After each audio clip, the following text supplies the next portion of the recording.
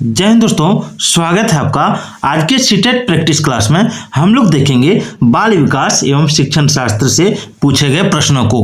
आप यहां देख सकते हैं, यह जो क्वेश्चन पेपर है यह आपका 6 to 8 के लिए पेपर जो है ये 2018 का क्वेश्चन पेपर है। ठीक है, ये सोल्व पेपर है 2018 का। तो चलिए देखते हैं मुख्य प्रश्नों को। ये video JTET, CTET, UP TET, MP TET सबके लिए इंपॉर्टेंट है। पहला सवाल है कि सृजनात्मकता को डैश की अवधारणा से संबंधित माना जाता है। कौन सी अवधारणा से माना जाता है संबंधित? ऑप्शन है रवादार बौद्धिकता, अविचलित सोच, विविध सोच या द्रव बौद्धिकता। तो देखिए इसका आंसर होगा ऑप्शन सी, विविध सोच। सृजनात्मकता जो होता है इसको विविध सोच की अवधारणा से माना जाता है। ठीक है, विविध सोच की अवधारणा से। चलिए प्रैक्टिस जो है, प्रैक्टिस करने से ही आपका सीटेट क्लियर हो जाएगा। चलिए अगला सवाल है कि किसी भाषा के स्वीकृत ध्वनि संयोजनों को इसके डैश नियमों के अंतर्गत बताया जाता है। किसी भाषा के स्वीकृत ध्वनि संयोजनों को इसके डैश नियमों के अंतर्गत बताया जाता है। ऑप्शन में है व्याकरणिक, वाक्यात्मक, विभक्ति विषयक, ध्वनि संबंधी। तो इसका आंसर होगा ध्वनि संबंधी नियमों के अंतर्गत। ठीक है, यहाँ पर ध्वनि है इसलिए ध्वनि संबंधी होगा, याद रखिएगा। अगला है, जब सोचने की प्रक्रिया किसी भाषा द्वारा प्रभावित होती है तो ऐसी स्थिति को क्या कहते हैं? जब सोचने की प्रक्रिया किसी भाषा द्वारा प्रभावित होती है तो ऐसी स्थिति को क्या कहते हैं? भाषा निर्धारित, संज्ञानात्मक पक्ष, सामाजिक भाषाई उद्धृत या संस्कृति प्रभावित। तो देखिए इसका राइट जो आंसर होगा वो हो जाएगा भाषा निर्धारित। ठीक है, यहाँ पे देखिएगा कि सोचने की प्रक्रिया जो है किसी भाषा द्वारा प्रभावित होती है तो वो भाषा निर्धारित होती है। ठीक है, उसके बाद है अपने अनुभवों और लक्षणों के आधार पर उपकरणों में खराबी के कारण की परिकल्पना का परीक्षण कर रवि उपकरणों की मरम्मत करता है। वह उपयोग करता है, किसका उपयोग करता है? ध्यान से देखिए, एक बार और सवाल को देखिए कि अपना जो अनुभव है और लक्षण का जो आधार है, ठीक है, उस पर उपकरणों में जो खराबी आया है उसकी परिकल्पना का परीक्षण कर रवि जो है उपकरण की मरम्मत करता है। तो वो जो उपयोग करता है वो किसका उपयोग करता है? कलन विधि का या मानसिक दृढ़ता का या अनुमानी विधि का? देखिए इसमें रवि जो है अनुमानी विधि का उपयोग करता है। ठीक है, अनुमान लगाता है कि हो सकता है यही खराब हुआ है। अगला देखिए, अगला है दिव्याक्षर निर्देशित कार्यों को छोटे छोटे हिस्सों में विभाजित कर आसान बना लेती है। तो वो उपयोग करती है किसका? दिव्याक्षर निर्देशित कार्यों को छोटे छोटे हिस्सों में विभाजित कर आसान बना लेती है, तो वह किसका उपयोग करती है? तो दिव्या उपयोग करती है आपका उपलक्ष्य विश्लेषण विधि का। ठीक है, उपलक्ष्य विश्लेषण विधि का। चलिए आगे देखते हैं।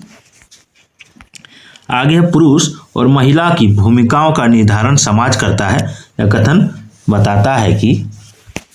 देखिए पुरुष और महिला की भूमिकाओं का निर्धारण समाज करता है या कथन क्या बताता है? तो यहाँ पे देखिए ऑप्शन में क्या क्या दिया है। ऑप्शन में दिया है लैंगिकता एवं आनुवंशिक प्रतिभा, लैंगिकता एक अंतर्ज्ञानी अवतरण है, लैंगिकता एक सामाजिक अवतरण है, लैंगिकता एक अंतर्निहित अवतरण है। तो देखिए लैंगिकता एक सामाजिक अवतरण है, यही बताता है। ठीक है, चलिए आगे ग्रेडिंग, कोडिंग, अंकन और क्रेडिट संचय प्रणालियां डैश के कुछ उदाहरण हैं। ध्यान से देखिए कि ग्रेडिंग, कोडिंग, अंकन और क्रेडिट संचय प्रणालियां डैश के उदाहरण हैं। किसके उदाहरण हैं? तो ये उदाहरण है आपका अधिगमकर्ताओं की उपलब्धि के आकलन की गणना विधि का। ठीक है, चलिए ऑप्शन सी इसका राइट आंसर है। आगे है अधिगमकर्ताओं की उपलब्धि का आकलन शिक्षकों की सहायता करता है किस विधि में? अधिगमकर्ताओं की उपलब्धि का आकलन शिक्षकों की सहायता किस विधि में सहायता करता है? तो इसका राइट आंसर होगा शिक्षण अधिगम विधियों की प्रभावशीलता का मूल्यांकन करने में। ठीक है, आगे देखिए समावेशी शिक्षा डैश के सिद्धांत पर आधारित है। किसके सिद्धांत पर आधारित है? तो देखिए समावेशी शिक्षा जो है ये आपका समता एवं समान अवसर के सिद्धांत पर आधारित है। ठीक है, आगे देखिए दिव्यांग जन अधिकार अधिनियम वर्ष डैश में लागू किया गया। कब लागू किया गया? तो देखिए दिव्यांग जन अधिकार अधिनियम जो लागू किया गया था ये लागू किया गया था आपका 2016 में। चलिए अगला है 11 नंबर कि व्यक्तिगत विविधताओं वाले बच्चों को पढ़ाने के लिए ऐसे विद्यालय होने चाहिए जहां शिक्षक को क्या होना चाहिए। देखिए, व्यक्तिगत विविधता वाले बच्चों को पढ़ाने के लिए ऐसे विद्यालय होने चाहिए जहां पर शिक्षकों का विविध अधिगम आवश्यकताओं के अनुसार विभिन्न शिक्षण अधिगम प्रविधियों का प्रयोग करने में प्रशिक्षित हो। यानी ऑप्शन ये इसका राइट आंसर होगा, ऑप्शन ये। ठीक है, चलिए आगे देखते हैं।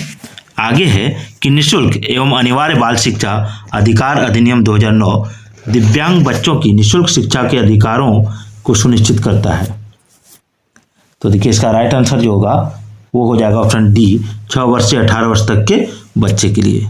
चलिए आगे है कि विविध अधिगमकर्ताओं के लिए सुगम्य स्वरूपों में शिक्षण अधिगम सामग्रियां प्रदान करने का तात्पर्य किससे है। तो इसका राइट आंसर होगा अधिगम की सार्वभौमिक संरचना से, अधिगम की सार्वभौमिक संरचना से। आगे बढ़ते हैं। आगे है स्वजागरूकता एवं संज्ञानात्मक क्षमताओं का नियंत्रण, जैसे योजना बनाना, समीक्षा करना और संशोधन करना इत्यादि डैश में अंतर्निहित है। स्वजागरूकता एवं संज्ञानात्मक क्षमताओं का नियंत्रण, जैसे योजना बनाना, समीक्षा करना और संशोधन करना इत्यादि डैश में अंतर्निहित है। किस में अंतर्निहित है? तो ये अंतर्निहित है आपका संज्ञान बोध में। ठीक है, चलिए आगे। जब बच्चे प्राप्त की गई सूचनाओं की व्याख्या करने के लिए अपने अनुभवों के आधार पर सोचते हैं उसे क्या कहा जाता है। जब बच्चे प्राप्त की गई सूचनाओं की व्याख्या करने के लिए अपने अनुभवों के आधार पर सोचते हैं तो उसे क्या कहा जाता है। तो यहाँ पे देखिए, आइए देखते हैं।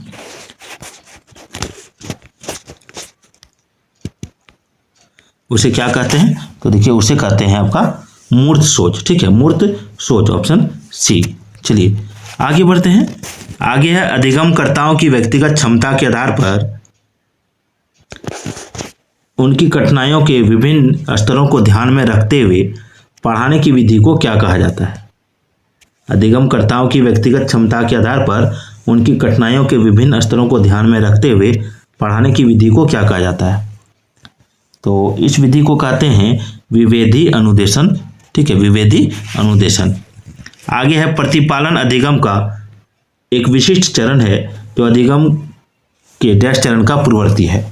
तो देखिए, इसका राइट आंसर होगा ऑप्शन सी, सामान्यीकरण। ठीक है, सामान्यीकरण याद रखिएगा। चलिए आगे देखते हैं। आगे है जनजोग का यह मानना है कि संज्ञान और भाव डैश होते हैं। क्या होते हैं? तो देखिए, संज्ञान और भाव स्वतंत्र होते हैं। ठीक है, चलिए आगे देखते हैं। आगे है कि पहले से सीखे हुए कार्यों में सुधार लाने के लिए शिक्षक बच्चों को प्रदर्शन देकर सिखा रहा है। तो वह शिक्षण की डैश विधि का प्रयोग कर रहा है। कौन सी विधि का प्रयोग कर रहा है? अगर बच्चे को प्रदर्शन देकर सिखा रहा है तो वो कौन सी विधि का प्रयोग कर रहा है? तो प्रतिरूपण विधि का। ठीक है, चलिए आगे देखते हैं। आगे है कि मैन और जेनिस के अनुसार निर्णय लेने वाले बच्चे समस्या का विश्लेषण करते हैं, विकल्पों की सूची बनाते हैं और इसके फायदे और नुकसान के प्रत्येक पहलू पर विचार करते हैं। तो इसका व्यवहार प्रस्तुत करता है। कौन सा व्यवहार प्रस्तुत करता है? तो उनका ये सतर्क व्यवहार प्रस्तुत करता है, सतर्क व्यवहार। चलिए आगे देखिए। एक समस्या सुधारक बच्चा डैश विचार के आधार पर कथनों की सच्चाई या संभावना का मूल्यांकन करता है। तो तार्किक विचार के आधार पर। ठीक है, चलिए आगे। जिस दिए गए कार्य को करते समय बच्चे स्वयं आनंद लेते हुए अनुभव प्राप्त करते हैं उसे क्या कहा जाता है? तो देखिए, उसे कहा जाता है उपभोक्ता प्रकार का, एक मिनट, कहा जा रहा है उपभोक्ता प्रकार का कार्य, उपभोक्ता प्रकार का कार्य कहा जाएगा। ठीक है, जिस दिए गए कार्य को करते समय बच्चे स्वयं आनंद लेते हुए अनुभव प्राप्त करते हैं उसे उपभोक्ता प्रकार का कार्य कहा जाएगा। 23 नंबर है कि बहुसंवेदी शिक्षण अधिगम की प्रविधि में अधिगम संवर्धन हेतु दृश्य, श्रव्य, स्पर्श और डैश संवेदनाओं का एक साथ प्रयोग किया जाता है। तो ये क्या होगा? तो ये हो जाएगा आपका ऑप्शन डी, गति बोधक। चलिए आगे। शरीर के केंद्रीय भाग से परिधियों या अग्रांगों की और का विकास क्या दर्शाता है? तो ये दर्शाता है मध्य बाह्य विकास के सिद्धांतों को। 25 नंबर सवाल है कि स्कूल बच्चों के समाजीकरण की एक ऐसी संस्था है जहां प्रमुख स्थान स्कूल की दिनचर्या का होता है, या प्रमुख स्थान स्कूल की गतिविधियों का होता है, या फिर यहाँ देखते हैं प्रमुख स्थान स्कूल के शिक्षकों का होता है, या प्रमुख स्थान स्कूली बच्चों का होता है। इसका आंसर आप कमेंट कीजिएगा। वीडियो कैसी लगी एक बार जरूर बताइएगा।